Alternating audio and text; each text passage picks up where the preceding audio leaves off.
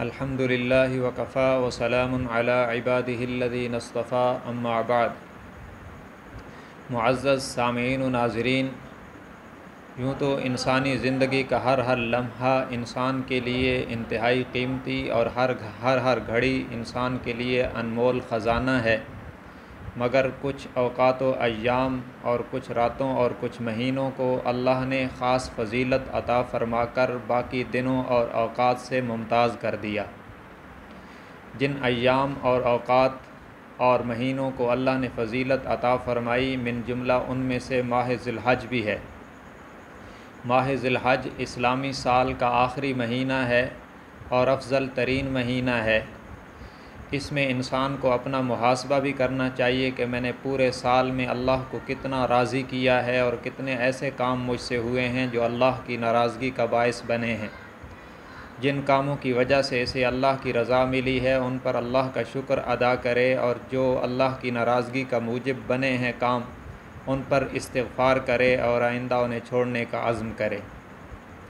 ماہ ذی الحج اسلامی سال کا آخری مہینہ ہے اور اس میں اسلام کے اہم ترین رکن فریضہ حج کی ادائیگی ہوتی ہے، جو اتنا اہم ترین فریضہ اور افضل ترین عبادت ہے کہ نبی مکرم صلی اللہ علیہ وسلم نے فرمایا، جو شخص آداب کے دائرے میں رہ کر حج کی عبادت کو ادا کرتا ہے، اس کے گناہوں کو یوں پاک کر دیا جاتا ہے، اس کو گناہوں سے یوں پاک کر دیا جاتا ہے گویا کہ وہ آج ماں کے پیٹ سے پیدا ہوا ہے۔ لیکن فریضہ حج صاحب استطاعت پر فرض ہے اور وہی اس کو ادا کر سکتا ہے جس کو مکہ مکرمہ جانے کی توفیق ہو اور وسائل بھی مہیا ہوں۔ اللہ نے اپنی کمال رحمت سے بندوں کے لیے اس ماہ مقدس کی فضیلت کو اتنا عام کر دیا ہے کہ اگر کوئی شخص صاحب استطاعت نہیں ہے اور مکہ مکرمہ میں نہیں جا سکتا تو وہ بھی اس کی فضیلت سے محروم نہ رہے۔ خصوصاً اس کا جو پہلا عشرہ یعنی اس ماہ مقدس کے پہلے 10 دن ہیں، ان میں اللہ نے اپنی رحمت کے دریا بہائے ہیں۔ روایات اور آیات کو دیکھنے سے جو مفہوم اخذ ہوتا ہے وہ خلاصتاً آپ کی خدمت میں پیش کیا جا رہا ہے۔ اللہ تبارک و تعالیٰ نے قرآن کریم کی سورۃ الفجر جو 30ویں پارے کی سورت ہے، اس کی آیت 1 تا 3 میں فرمایا، والفجر ولیال عشر والشفع والوتر، قسم ہے فجر کی اور 10 راتوں کی اور جفت اور طاق کی۔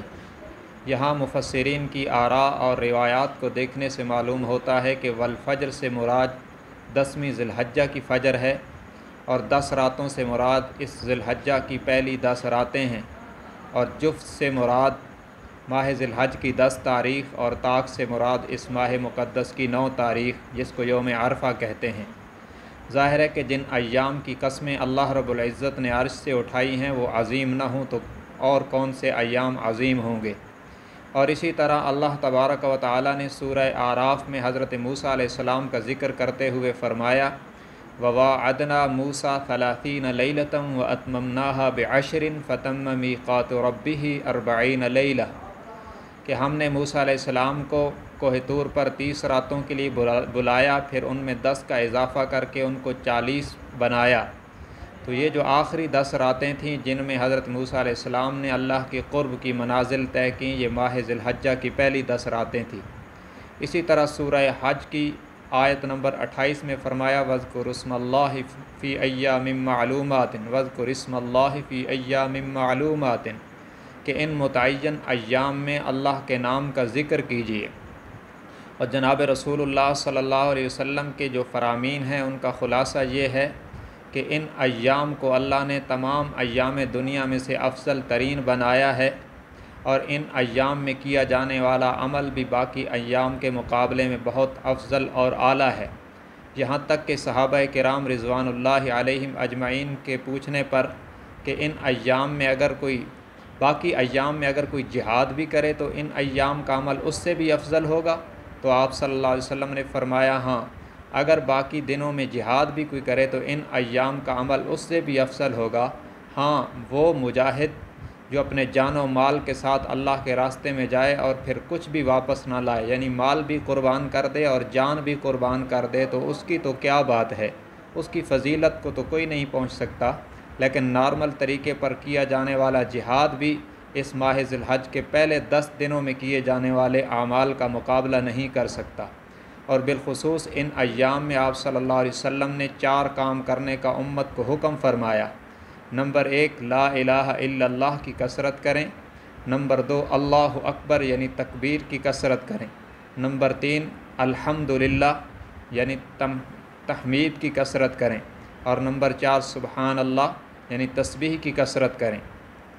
اور ان ایام میں پہلے 9 دن کا روزہ بھی مستحب ہے اور ان کی الگ سے فضیلت احادیث طیبات میں آئی ہے۔ نیز 9 ذی الحج کی خصوصی فضیلت بھی آپ صلی اللہ علیہ وسلم نے 9 ذی الحج کے روزے کی خصوصی فضیلت بھی آپ صلی اللہ علیہ وسلم نے ارشاد فرمائی۔ اور 10 ذی الحج سے ایام عید شروع ہوتے ہیں جو اللہ کی طرف سے انسانوں کی مسلمانوں کی مہمان نوازی کے دن ہیں۔ اس لحاظ سے بھی اس عشرہ کی خصوصی فضیلت ہے۔ اس میں تکبیرات تشریق کا کہنا اور قربانی جیسی عظیم عبادت کا ادا کرنا، حج جیسی عظیم فریضے کا ادا کرنا، یہ تمام وہ عبادتیں ہیں جو انہی ایام کے ساتھ مخصوص ہیں اور ان ایام کو دیگر ایام سے ممتاز کر دیتی ہیں۔